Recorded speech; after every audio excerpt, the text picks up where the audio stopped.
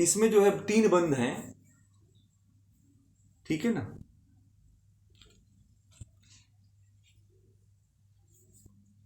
और हट प्रदीपिका में जो है 10 मुद्राएं लगभग हैं, ठीक है ना।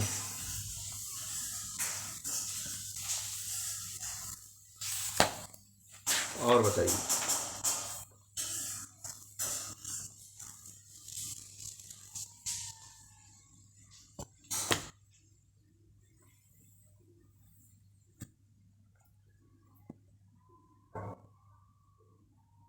नुकसान इसलिए हो सकता है कि अगर आप सही स्थिति में नहीं करते हैं तो नुकसान हो सकता है।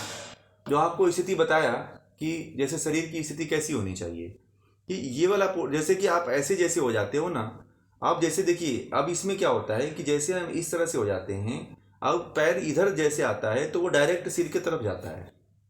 बात हमारी समझ में आ रही। तो सर्वांगासन नहीं करना है।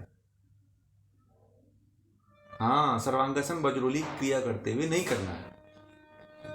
आपको जो सही स्थिति बताया कि आपको जैसे हल को देखा है आपने, हल को देखा है आपने, हल की स्थिति को। ये जो स्थिति बन रही है हाथ की हमारी, अब यहां से पता नहीं आप लोगों को कैसा चित्र दिख रहा होगा, ठीक है। तो अब मुझे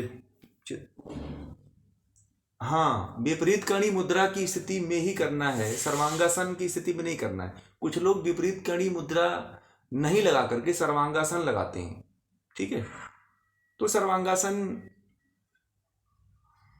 नहीं, वो आसन अलग है, परंतु अगर मुद्रा का अभ्यास करते हैं तो उसमें इस चीज़ का ध्यान। और देखिए इसमें जो है स्वात्मा राम ने कुंभक आदि का अभ्यास नहीं बताया है, परंतु इसमें कुंभक और बंद, जालंधर बंद दोनों लगेगा, ध्यान रखिएगा। इसमें उन्होंने बताया नहीं है, मगर जब इसका प्रयोगात्मक अभ्यास होता है तो इसमें है, ये क्रम में है। इसमें नहीं लिखा हुआ है तो आप ये मत समझना कि ये नहीं है। इसमें जालंधर बंद और कुंभक दोनों है, ठीक है। तो इसको आप लोग जो है ना इस चीज को ध्यान रखिएगा।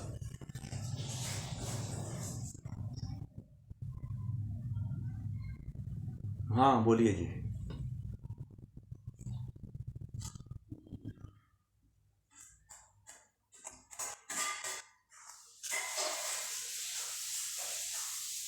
हाँ हाँ हाँ हाँ, कोई नुकसान आप, हाँ हाँ, परंतु अब आप शास्त्रीय कर रहे हैं ना, तो देखिए मैं तो कहता हूं कि सर्वांगासन न करके आप विपरीत कड़ी करो। ये जो हट प्रदीपिका में जितने भी आसन और मुद्राएं बताई गई हैं ना, केवल आप इतना ही कर लेते हैं, ठीक है। 15 आसन है, 8 प्राणायाम है, 10 मुद्राएं हैं, बस केवल आप इतना ही कर लो ना तो आपके लिए पर्याप्त है। अपने लिए आपके लिए पर्याप्त है ये। और इसमें ऐसी ऐसी चीजें छुपी हुई हैं जो आपको नहीं पता है। अगर इसकी साधना आप करने लग जाएं स्वयं अपने व्यक्तिगत स्तर पे, तो फिर आपको इसके लाभ से आप परिचित होते चले जाएंगे। ये आप लोग अभी इस तरह से पहली बार अभी अध्ययन कर रहे हो आप लोग। बाकी हठ प्रदीपिका के अनुसार कहीं नहीं कराया जाता है, वो तो फिर बस इनका नाम लिया जाता है और क्रियाएं कुछ अलग होती हैं, ठीक है।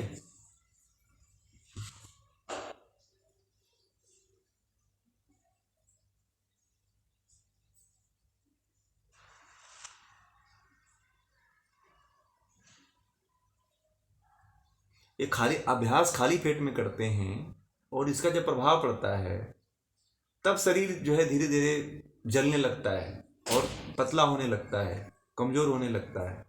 इसीलिए भोजन अगर हम करते हैं तो जो है शरीर जो है भोजन को पचाने में लगेगा, उष्मा जो है भोजन को पचाएगी। तो शरीर जो है, जिनका शरीर मेंटेन है तो उनके शरीर पे कोई उसका असर नहीं पड़ेगा।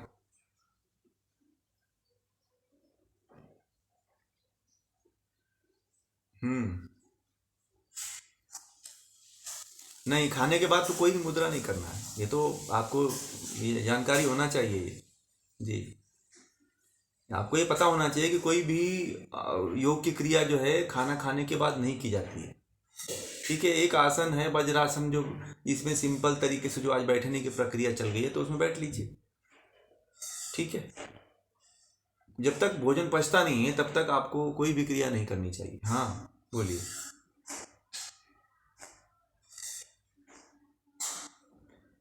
सोममंडल, और बहुत अच्छा आपने शायद प्रश्न किया है। देखिए, इसमें तीन चीज कल भी था कि मेरुदंड में तीन भाग होते हैं। हमारे शरीर के जो मेरुदंड होता है उसमें तीन भाग होते हैं। पहला जो भाग होता है वो नाभि मंडल। तो नाभि वाला जो भाग होता है उसे योनि मंडल कहा जाता है। ठीक है, जो पहला जो भाग होता है मेरुदंड का, यानी कि जो हमारे पूरे शरीर का जो भाग है, जो पहला भाग है उसको नाभि मंडल कहा जाता है। नाभि भाग यानी कि योनि मंडल, नाभि भाग को योनि मंडल कहते हैं, यानी कि नाभि के नीचे वाले भाग को योनि मंडल कहते हैं।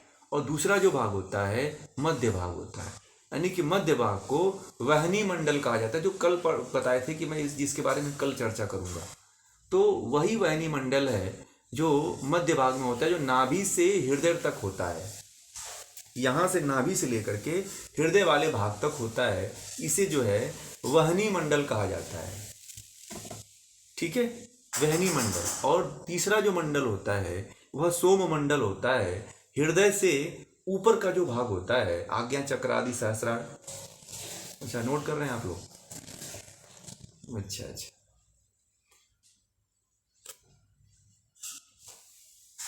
हाँ हाँ, वहनी वहनी वहनी, व में छोटी ई, आधा ह न, वहनी मंडल। नहीं, अब इसको वहनी ही कहिए, है ना। इसको अग्नि वहनी ही कहिए, क्योंकि कुछ ऐसे शब्द हैं जिनको उसी तरह से प्रचलित करना चाहिए। वो तो पता है अग्नि है, ठीक है, परंतु वहनी मंडल ज़्यादा कहेंगे तो अच्छा रहेगा। ठीक है, फिर सोम मंडल, यानी कि हृदय से ऊपर वाले भाग को, हृदय से यानी कि ऊपर वाले भाग को सोम मंडल कहते हैं। यानी कि उसमें दो चक्र आ जाते हैं, आज्ञा चक्र आ जाता है, सहस्रार चक्र आ जाता है। ठीक है, कंठ विशुद्धि भी आ जाता है। तो इस तरह से जो है सोम मंडल इसको कहा जाता है। ये तीन मंडल होते हैं। ठीक है, योनि मंडल में हमारे जो रिप्रोडक्टिव पार्ट है वो सारा आ जाता है, समझ रहे हैं? जितना रिप्रोडक्टिव सब आ जाता है, सब सब नीचे वाले भाग जितना होते हैं, हाँ सब आ जाते हैं इसमें। सूर्य मंडल, ये जो आपका मध्य वाला भाग है ना, मध्य वाले भाग, हाँ नाभि वाला जो भाग है, इसको सूर्य मंडल कहते हैं। ठीक, हाँ अलग अलग है। सोम मंडल ऊपर वाले, जितना ये हृदय से ऊपर का भाग है उसे सोम मंडल कहते हैं, और मध्य वाले भाग को सूर्य मंडल कहते हैं, और तीसरे भाग को योनि मंडल कहते हैं। ठीक, हाँ इसी को वहनी मंडल को सूर्य मंडल बोल लीजिए। हाँ, दोनों का अर्थ एक ही है। हाँ, एक ही अर्थ होता है। हाँ, आ जाता है उसमें।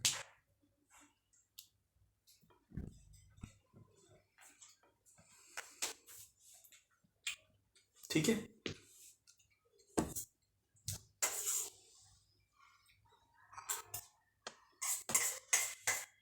उडियान बंधु को श्रेष्ठ माना जाता है। ठीक है, और जालंधर बंधु को भी ठीक श्रेष्ठ माना, अपने आप में तीनों श्रेष्ठ हैं अगर एक तरह से देखा जाए तो, परंतु तीनों में उडियान बंधु को सर्वश्रेष्ठ कहा गया है। ठीक, हठ पर दीपिका के अनुसार।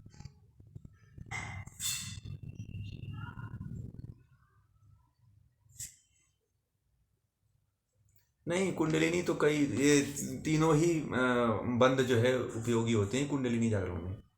मूल बंद और उडियान बंद दोनों ही प्रयुक्त होते हैं, बस परंतु कुंडलिनी एक चीज से नहीं जागृत होती है, केवल एक क्रिया के माध्यम से, कई इसमें क्रियाएं होती हैं। ठीक है ना, उसमें कुंभक भी आदि भी होते हैं, इनका संयोग होता है, तो उसमें एक से नहीं कह सकते। ये योग में जितनी भी क्रियाएं होती हैं वो एक से नहीं होती हैं, सबके सहयोग से होती हैं। कोई भी कार्य जो एक से, एक, बोलिए बोलिए, आप कुछ संशय है आपको?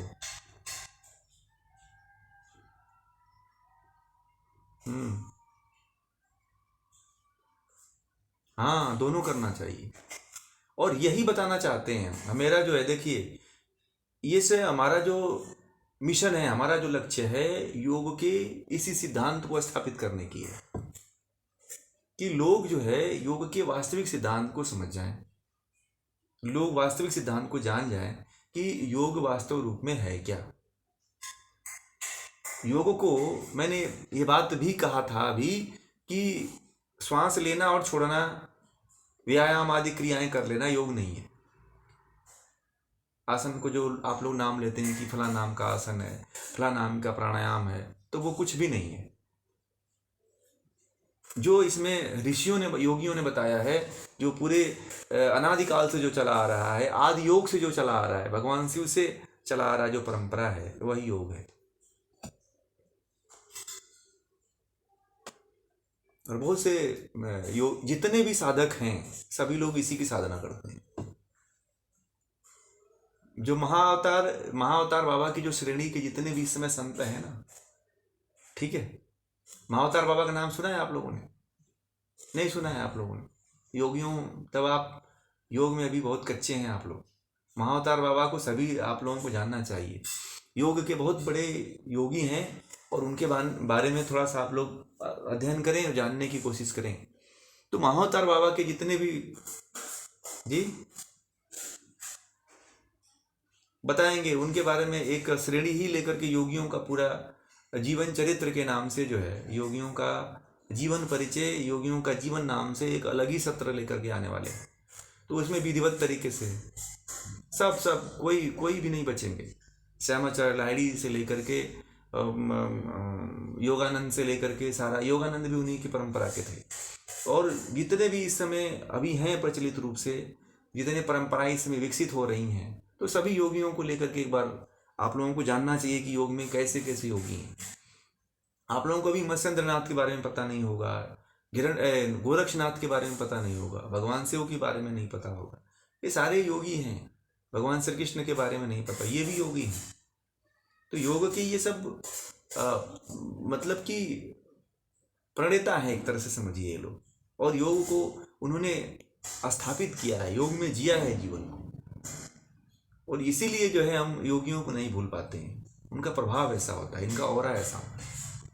तो बताएंगे इन सबको, ये परंपरा में सारे ये जो योग है, ये योग को जीवित रखने वाले लोग यही हैं। योग को अब तक जो है हम जो पढ़ रहे हैं, जो सुन रहे हैं, ये कुछ नहीं है अभी इससे और भी योग बृहद है, जो अभी आप जैसे जैसे आगे बढ़ेंगे वैसे वैसे आप जानेंगे इनके बारे में। ठीक है ना?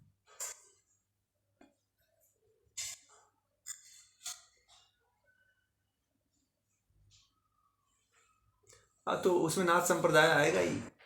उसमें तो योगियों की जब वृतांत होगा तो उसमें पूरा नाथ संप्रदाय ही आता है। नाथ संप्रदाय में सारे योगी आ जाते हैं, कोई बचते नहीं है। और जो आप लोग योग पढ़ रहे हैं वो नाथ संप्रदाय की ही देन है। ठीक है, ये जो आप जितने आसन करते हो, प्राणायाम करते हैं, वो सारा का सारा नाथ संप्रदाय की ही देन है, तंत्र का ही देन है, ये हठ योग का ही देन है कि आज आसन सारे शिव परंपरा की ही देन है कि आपको आसन करने के लिए, प्राणायाम करने के लिए, षटकर्म करने के लिए मिल रहा है। नहीं तो ये विद्याएं विलुप्त हो चुकी थी। ये जो आप कह रहे हैं ना, ये जो नागा साधु हैं, हमारी बहुत बड़ी परंपराओं को लेकर जी रहे हैं उस, और उन्होंने ही ये बचा खुचा कहीं से ये मिल गया। जो आज भारत के आज़ाद होने के बाद जो है करीब 60 साल तक जो है कुछ नहीं था, योगों के बारे में कोई कुछ नहीं जानता था। परंतु फिर भी ये देखिए 10-15 साल में, 20 साल में फिर लोगों के बीच में आ गया है। ये विद्या कभी विलुप्त नहीं होती है, कोई ना कोई इस विद्या को लेकर के जीता है। और ये एक मुहिम है कि आप लोग जो है इस विद्या के यथार्थ रूप को समझ करके और जानिए। इसीलिए ये आप लोगों को ऐसे बताया जा रहा है। आप लोगों को कोई कोर्स में बच्चों की तरह कोई कंपटीशन पास करने के लिए वेबिनार सेमिनार नहीं कराया जा रहा है। वेबिनार में तो एक टॉपिक ले लिया जाता है, उस टॉपिक पे प्रोफेसर आते हैं, लेक्चर दे के चले जाते हैं, कुछ होता है नहीं। उनको बेसिक कंसेप्ट ही नहीं क्लियर हो पाता है। इतने भी कॉन्फ्रेंस मैंने बहुत कर रखा है, हजारों कॉन्फ्रेंस के सर्टिफिकेट रखे हुए हैं, कोई काम रद्दी में पड़े हुए हैं ऐसे ही।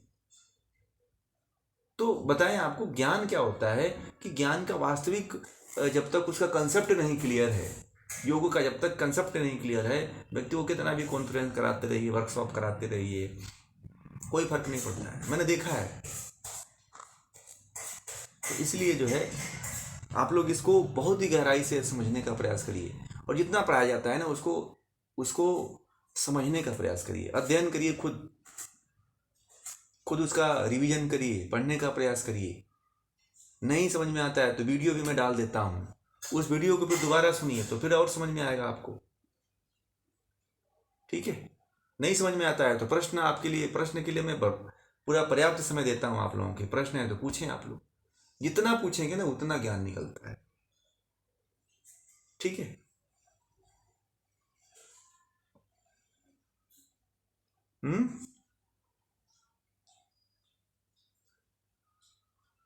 अब इसमें देखिए जितने, हाँ हाँ, हठ योग ही क्रिया योग है। वो सारे महाअवतार बाबा के जो जितने भी शिष्य हैं, जो क्रिया योग आश्रम ऋषिकेश में बना हुआ है और भी भारत के कई जगहों पे हैं, तो ये सब हठ योग का ही एक पार्ट है। समझ रहे हैं ना, वो कई जगह है। महर्षि महेश योगी भी हठ योग के ही योगी हैं, आपको बता दें। ठीक है, महर्षि महेश योगी का नाम तो जानते होंगे ना। तो ये इनके भी परंपरा के जो साधु जो गुरु हैं वो भी हठ योग की परंपरा के हैं। जो श्री श्री रविशंकर जी योग कराते हैं वो भी हठ योग परंपरा से कराते हैं। जो जग्गी वासुदेव कराते हैं वो भी योग हठ योग की ही परंपरा से कराते हैं। ये सारे लोगों का लिंक एक ही जगह से है। समझ रहे हैं ना, चाहे आप भारत के किसी भी कोने में चले जाइए, लिंक एक ही है। भारत के किसी कोने में, चाहे भारत के किसी भी राज्य में चले जाइए, आपको लिंक वही मिलेगा।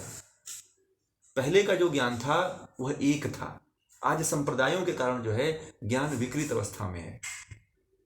नहीं तो भारत में एक ही ज्ञान था, पूरे भारत में, पूरे विश्व में, कंबोडिया आदि, श्रीलंका आदि सभी देशों में एक ही ज्ञान था।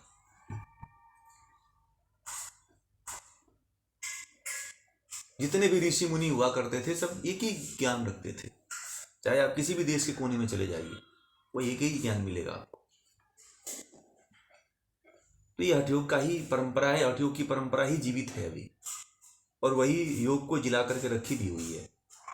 मैं बताया भी था शुरुआती दौर में आप लोगों को कि हठ योग बहुत बृहद है, बहुत बड़ा है। अब इसमें जितने गोते लगाएंगे उतना ही आपको मिलेगा इसमें। जितना आप इसमें गोते लगाएंगे उतना ही आपको इसमें ज्ञान होता चला जाएगा। ठीक है ना।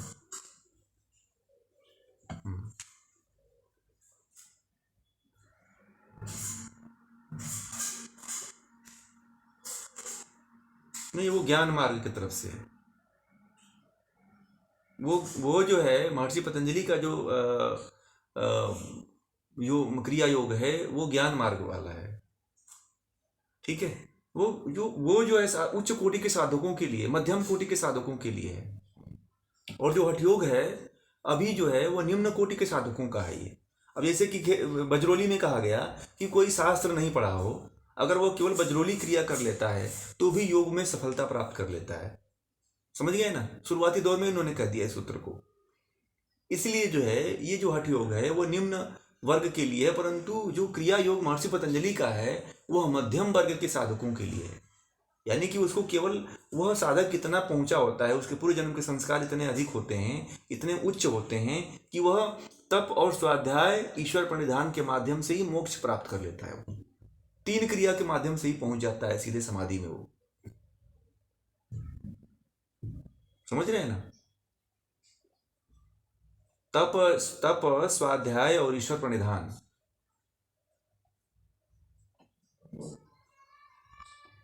नहीं, तप मीन्स आप योग, वो उसमें द्वंद्वों को सहना, उसमें भूख प्यास मान अपमान सर्दी गर्मी, ये सारा जो द्वंद्व होते हैं, जो द्वंद्वों को सहता है उसे तप कहा गया है।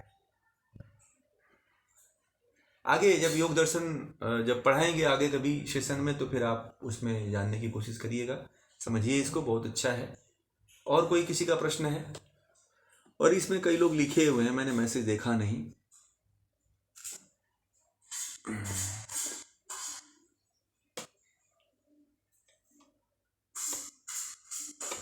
हाँ, तो आप, ये तो ज्ञान है। ज्ञान तो देखिए, ज्ञान की सागर में जितनी डुबकियां लगाएंगे ना, लगता है कम है ना। इसीलिए ज्ञान की डुबकियां ही लगाते रहना चाहिए। ज्ञान में जो आनंद मिलता है वो फिर एक, ये भी बहुत बड़ा आनंद। ज्ञान होता है तो जो हमारी आत्मा का भोजन क्या है बताइए। हमारी आत्मा का भोजन क्या है? ज्ञान है। हम शरीर को भोजन देते हैं ना। हम्म? शरीर को 3 टाइम भोजन देते हैं, परंतु आत्मा को भोजन देते हैं क्या? कभी कभी देते हैं। कोई कह दिया कि चलो ज्ञान पढ़ लेते हैं। तो आत्मा शरीर से इसीलिए अलग होती है। आपको एक रहस्य और बताऊं। शरीर से आत्मा इसीलिए जल्दी छोड़ती है शरीर का साथ। जब शरीर को ज्ञान नहीं मिलता है, ज्ञान से परिपूर्ण नहीं होता, या खुद प्रयास नहीं करता है, या किसी से वो ज्ञान नहीं लेता है प्रयास करके, तो उसका ज्ञान, उसकी जो आत्मा होती है वो दुखित हो जाती है और शरीर को जल्दी ही छोड़ने का प्रयास करती है। आपको बता दें, एक बहुत बड़ा रहस्य है ये। इसीलिए शरीर को अगर लंबे समय तक जीना है तो ज्ञान से पूरी रखिए शरीर को। हमेशा इसकी खुराक देते रहिए इसको। आत्मा का खुराक ज्ञान ही है। इसलिए ज्ञान से इसे हमेशा ज्ञान का प्याला पिलाते रहिए। फिर देखिए आपको कहाँ